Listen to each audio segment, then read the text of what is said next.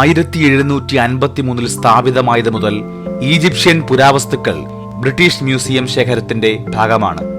കെയ്റോയിലെ Egyptian മ്യൂസിയത്തിന് പുറത്ത് ലോകത്തിലെ ഏറ്റവും വലുതും സമഗ്രവുമായ ഈജിപ്ഷ്യൻ പുരാവസ്തുക്കളുടെ ശേഖരം, അതായത് 1,00,000-ലധികം വസ്തുക്കൾ ബ്രിട്ടീഷ് മ്യൂസിയത്തിൽ സൂക്ഷിച്ചിരിക്കുന്നു. അതിന്റെ ശ്രേണിക്കും ഗുണനിലവാരത്തിനും വളരെയധികം പ്രാധാന്യമുള്ള ഒരു ശേഖരം. ഈജിപ്തിലെയും സുഡാനിലെയും പ്രാധാന്യമുള്ള എല്ലാ സ്ഥലത്തു നിന്നുമുള്ള എല്ലാ കാലഘട്ടങ്ങളിലെയും വസ്തുക്കൾ ഇതിൽ ഉൾപ്പെടുന്നു. BC 10,000 പ്രീ ഡൈനാസ്റ്റിക് നിയോലിത്തിക് കാലഘട്ടം മുതൽ AD 12-ാം നൂറ്റാണ്ടിലെ കോപ്റ്റിക് കാലവും കടന്ന് ഇന്നുവരെ 11,000 വർഷത്തിലധികം വരുന്ന കാലഘട്ടങ്ങളിൽ നൈൽ താഴ്വാരങ്ങളിൽ നുബിയ ഉൾപ്പെടെ സംസ്കാരങ്ങളുടെ എല്ലാ വശങ്ങളും ഒരുമിച്ച് ചിത്രീകരിക്കുന്നു. ഇത് UK-യിലെ ബ്രിട്ടീഷ് മ്യൂസിയത്തിന്റെ കാഴ്ചകളുമായുള്ള 2ാം ഭാഗമാണ്. ലണ്ടൻ ട്രെയിൽസിലേക്ക് സ്വാഗതം. 1801 നൈൽ യുദ്ധത്തിൽ നെപ്പോളിയന്റെ കീഴിൽ ഫ്രഞ്ച് സൈന്യം പരാജയപ്പെട്ടതിന് ശേഷം ശേഖരിച്ച ഈജിപ്ഷ്യൻ പുരാവസ്തുക്കൾ ബ്രിട്ടീഷ് സൈന്യം കണ്ടുകെട്ടുകയും 1803 ബ്രിട്ടീഷ് മ്യൂസിയത്തിന് സമർപ്പിക്കുകയും ചെയ്തു. പ്രശസ്തമായ റോസറ്റ സ്റ്റോൺ ഉൾപ്പെടുന്ന ഈ സൃഷ്ടികൾ 1866 ആയപ്പോഴേക്കും ശേഖരത്തിൽ ഏകദേശം 10,000 വസ്തുക്കൾ ഉണ്ടായിരുന്നു. എന്നാൽ ഖാർത്തൂമിലെ സുഡാൻ നാഷണൽ മ്യൂസിയത്തിൽ നിന്ന് 10,000-കണക്കിന് പുരാവസ്തുക്കൾ കൊള്ളയടിച്ചതായി റിപ്പോർട്ടുകൾ ലഭ്യമാണ്. വിലപിടിപ്പുള്ള കവചങ്ങൾ, ആയുധങ്ങൾ, വസ്ത്രങ്ങൾ 120 വർഷങ്ങൾക്ക് മുമ്പ് സുഡാനിൽ അധിനിവേശം നടത്തുകയും കോളനിവത്കരിക്കുകയും ചെയ്ത ബ്രിട്ടീഷ് സേനയെ ചെറുത്ത പോരാളികളുടെ ബാനറുകൾ എന്നിവ ഇതിൽ ഉൾപ്പെടുന്നു. 1898 ബ്രിട്ടീഷ് സാമ്രാജ്യം ഈ പ്രദേശം ആക്രമിച്ചതിന് ശേഷം കൊളോണിയൽ കാലഘട്ടത്തിൽ എടുത്ത ഇത്തരം വിലമതിക്കാനാകാത്ത വസ്തുക്കൾ തിരിച്ചുകൊണ്ടുവരാൻ സുഡാൻ ശ്രമിക്കുന്നു. ഈജിപ്ഷ്യൻ റാം എന്നറിയപ്പെടുന്ന ആധുനിക സുഡാനിലെ കാവയിലെ ക്ഷേത്രത്തിൽ നിന്ന് നുബിയൻ ഫറോവ തഹർക്കയെ സംരക്ഷിക്കുന്ന തന്റെ മൃഗമായ ആട്ടുകൊറ്റന്റെ രൂപത്തിൽ അമൂൻ. അതാണ് ഈ കാഴ്ച. പുരാതന നുബിയയും ഫറവോനിക് ഈജിപ്തും വ്യാപാരം നടത്തുകയും ചില സമയങ്ങളിൽ വിഭവങ്ങളുടെ പേരിൽ യുദ്ധം ചെയ്യുകയും ചെയ്തു. BC 2055-നും 1650-നും ഇടയിലുള്ള മധ്യകാലത്തും BC 1550-നും 1069-നും ഇടയിലുണ്ടായിരുന്ന പുതിയ രാജ്യങ്ങളുടെ കാലഘട്ടങ്ങളിലും ഈജിപ്ത് നുബിയെ കോളനിവൽക്കരിക്കുകയും പ്രദേശത്തിന്റെ ചില ഭാഗങ്ങൾ കൈവശപ്പെടുത്തുകയും ചെയ്തു.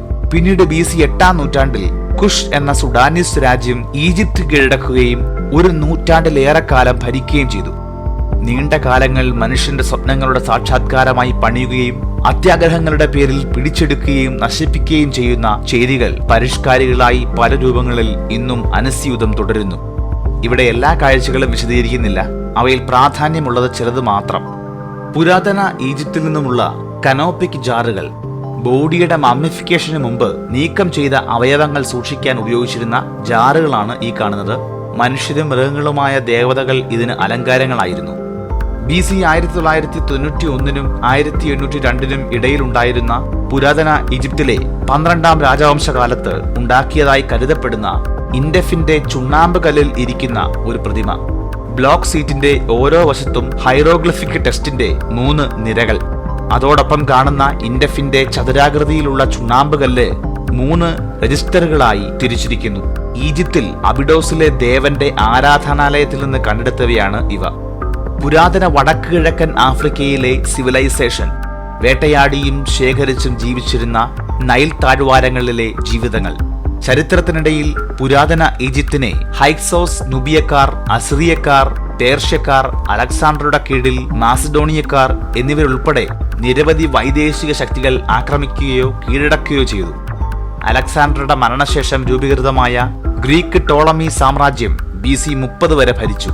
പിന്നീട് ക്ലിയോപാട്രയുടെ കീഴിൽ ഇത് റോമൻ സാമ്രാജ്യത്തിന്റെ അധീനതയിലായി.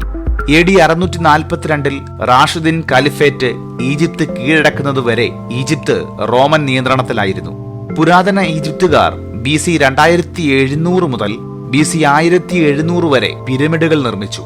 ഈജിപ്ത് കൂടുതലും അറിയപ്പെടുക ഈജിപ്ഷ്യൻ പിരമിഡുകളുടെ കാരണമാണെങ്കിലും ഏറ്റവും അധികം പിരമിഡുകൾ ഉള്ളത് സുഡാനിലാണ്.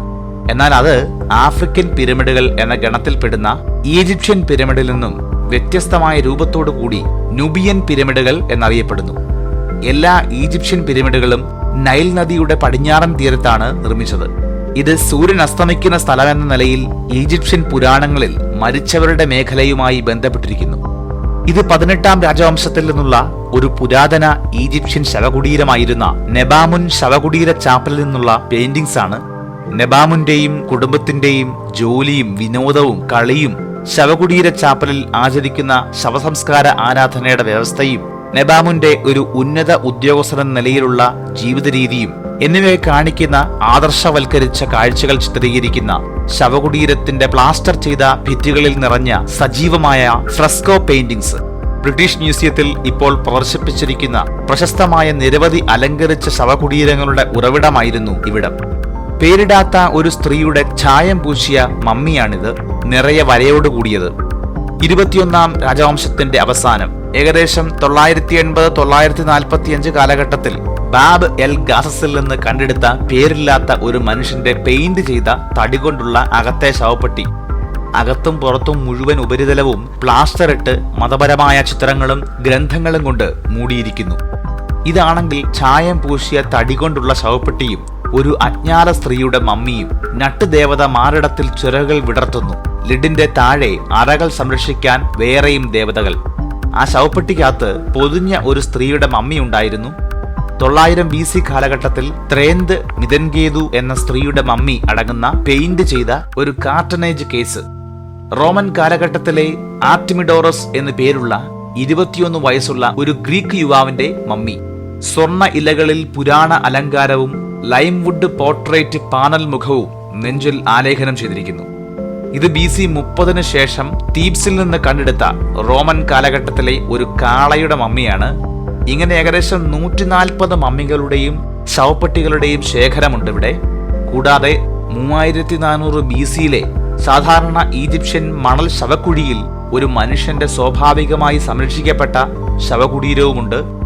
ഇത് ഈ മ്യൂസിയത്തിൽ സന്ദർശകർ ഏറ്റവും ആകാംക്ഷയോടെ കാണാൻ ആഗ്രഹിക്കുന്ന കാഴ്ചകളിൽ ഒന്നാണ്. ടോളമി 5-ാമൻ രാജാവിനു വേണ്ടി ടോളമി രാജവംശത്തിന്റെ കാലത്ത് BC 196-ൽ ഈജിപ്തിലെ ഫെമിസിൽ പുറപ്പെടുവിച്ച ഉത്തരവിന്റെ 3 പതിപ്പുകൾ ആലേഖനം ചെയ്ത റോസറ്റ സ്റ്റോൺ, 1799-ൽ കണ്ടെടുത്ത ഒരു ഗ്രാനോഡിയോറൈറ്റ് സ്റ്റെലാണ്. പുരാതന ഈജിപ്ഷ്യൻ ഭാഷയിലുള്ള ചിത്രലിപികൾ ഉപയോഗിച്ചുള്ളവയാണ് റോസറ്റ സ്റ്റോൺ. യഥാക്രമം ഡെമോട്ടിക് ലിപിയും അടിഭാഗം പുരാതന ഗ്രീക്കിലാണ്. 1380 BC 18-ാം രാജവംശത്തിലെ 9-ാം ഫറവോൻ അമൻഹോട്ടപ്പ് മൂന്നാമന്റെ ഈജിപ്തിലെ തീബ്സിൽ നൈൽ നദിയുടെ പടിഞ്ഞാറൻ കരയിലുള്ള ഫറവോന്റെ കൂറ്റൻ ശവകുടീരത്തിൽ കണ്ടെടുത്ത ശിലാപ്രതിമ. ഇതാണെങ്കിൽ റാംസസ് 2-ാമന്റെ ചാരനിറത്തിലുള്ള ഗ്രാനൈറ്റ് സ്മാരക പ്രതിമയുടെ തലയും മുകൾ വശവുമാണ്. ഈ സ്തംഭത്തിൽ ഹൈറോഗ്ലിഫിക് ലംബ രജിസ്റ്ററുകൾ ആലേഖനം ചെയ്തിട്ടുണ്ട്. അന്നത്തെ കാലത്ത് സ്വർണം, മരതകം, നീലക്കല്ല് എന്നിവ കൊണ്ടുണ്ടാക്കിയ നെക്ലസ്. ഇതൊക്കെയാണ് ഈ ഈജിപ്ഷ്യൻ ആൻഡ് സുഡാൻ ഡിപ്പാർട്ട്മെന്റിലെ പ്രധാന കാഴ്ചകൾ. ബാക്കി മ്യൂസിയം കാഴ്ച നമുക്ക് അടുത്ത എപ്പിസോഡിൽ കാണാം. വീഡിയോ നിങ്ങൾക്ക് ഇഷ്ടമായെങ്കിൽ ലൈക്ക് ചെയ്യുക, നിങ്ങളുടെ നിർദ്ദേശങ്ങൾ കമന്റ് ചെയ്യൂ, ചാനൽ സബ്സ്ക്രൈബ് ചെയ്ത് ബെൽ ബട്ടൺ കൂടി എനേബിൾ ചെയ്യൂ. അടുത്ത വീഡിയോയിൽ കാണും വരെ ഗുഡ് ബൈ.